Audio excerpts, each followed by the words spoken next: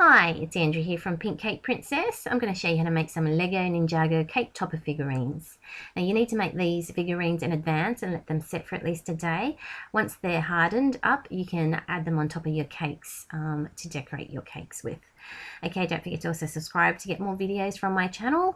And what I'm going to be using to create them with is fondant, but I'm also adding a little bit of tylose powder to the fondant so that the figurines can harden up quicker and more firmer. Okay, you can find out more about tylose powder and fondant icing in the description below, also a list of materials. Now I've mixed the tylose powder through my fondant and now I'm just rolling up, well, flattening out a section of fondant and using my palette knife to roughly cut out a shape that's almost like a rectangle but slightly tapered at the top. Okay, it's roughly about 2.5 centimeters by 3 centimeters long, and it's about 1 centimeter thick. Now I've used my palette knife just to go around the edge at the bottom there, just to create some details. And onto a second ball of fondant, I've just flattened it slightly with my ruler.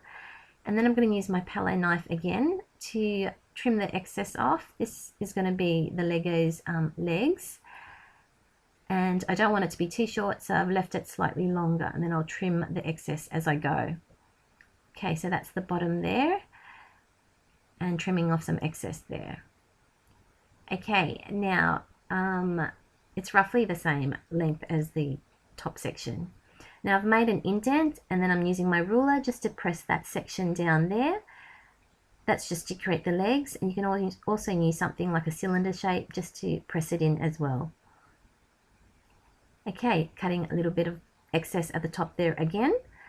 Okay, and now using my palette knife, just cutting the middle there to form the legs, and then using my ruler just to create that little section in the middle there to separate the legs. Okay, and using my palette knife just to do a couple of indents to finish off the legs there, and there it's looking more like what it's supposed to on the figurine. And just checking that the bottom and the top fit together nicely, and then putting it aside on my palette, my paint palette to dry. Okay, onto some yellow fondant. I've just balled a section up, and then just checking the sizing there. Okay, now onto some blue fondant. I'm just rolling out a long thin section and then trimming the sides off so it's nice and smooth. There's no real measurements, I just want a really long section. I'm going to use this to wrap around the circle of fondant. This will form the head of the figurine. Now I'm roughly wrapping it around so that I'm only going to show the eyes at the end. And I'm being very careful not to rip the fondant, but I still do anyway, so I've just pressed it in there. It's easy enough to hide. Now I'm gluing it with some edible glue, but you can use just a little bit of water and your brush to do that as well. Okay, so just wrapping it around, no real technique to it, just going around, leaving the front section exposed and then covering all the other yellow bits up as I go. Okay, and gluing as I go and tapping it down. And then doing the last bit there at the back there. Now the back doesn't have to be as neat because it's not really going to be seen that much. And there you have it, that's the head done. I'm going to put that aside in my paint palette once I do some indents. So here I am just using my palette knife just to create some indents to make it look like folds of material. Okay, and that's it. Now onto some blue fondant. Again, I'm just rolled up a section and I've cut off a section. This is going to be one of the arms. There you have it. And the second arm I'm doing there. Okay, roughly the same size. Smoothing the edges off there. And then bending it there. At this stage you can like make the arms bend and stuff if you want it to do more of like a karate chop pose. But I didn't do it for these figurines. Okay, so now onto some black fondant. I've just rolled out a section about 2-3 millimeters thick, and then I'm using a thick straw just to cut out 2 discs of fondant, and using a smaller straw to remove it, and then I'm going to use that smaller straw to cut out the centers. These are going to be the little Ninjago's hands, and you can see it taking shape there once I cut off the section. Well, about 1/3 of it. And there's the second hand. Okay, just checking it there so that it fits. And then I'm just going to do a little bit of indents into the arms, but you don't have to do that bit. Okay, so now I'm just going to use some really thick wire. I'm using my wire cutter there just to cut out the section that I want, and just some edible glue to stick, well, just to put through the 3 sections to make it firmer when it sets, so that when it sits on the cake, there's more stability to it. Now, I found that on the cake, we didn't need to have all the wires on. It was only certain sections that needed it.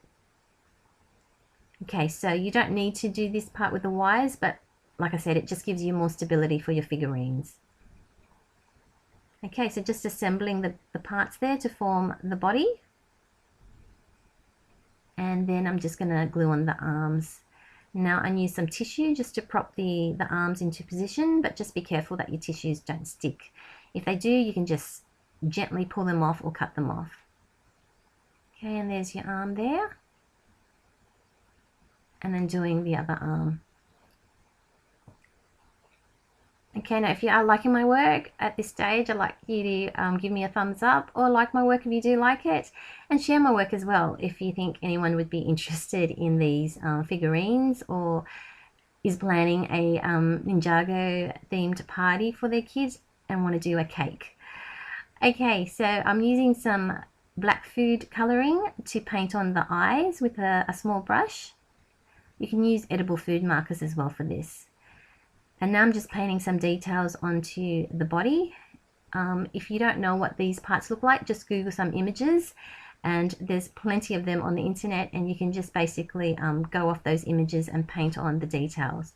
Now each of the figurines is slightly different, so I just went off each of the different Ninjago figurines and painted the details on there. And that's basically it. Now just with the black one, obviously black doesn't paint on black very well, so I've just used a silver edible paint for that. So here I am just showing you how I did it slightly. And that's it. That's the figurines basically done. There's the red one, the green one, the whole set of them, and you can see parts of the well, you can see parts of the whole dessert table that my friend created for her son. I didn't actually do the cake in this particular case. I just did the figurines for her. But you can see her completed cake here and all the little details of her dessert table at the end here. So thanks again for watching, guys. Don't forget to click that subscribe button. And like I said, share my work if you think somebody might be interested. And you guys have a fantastic day, and let me know your thoughts.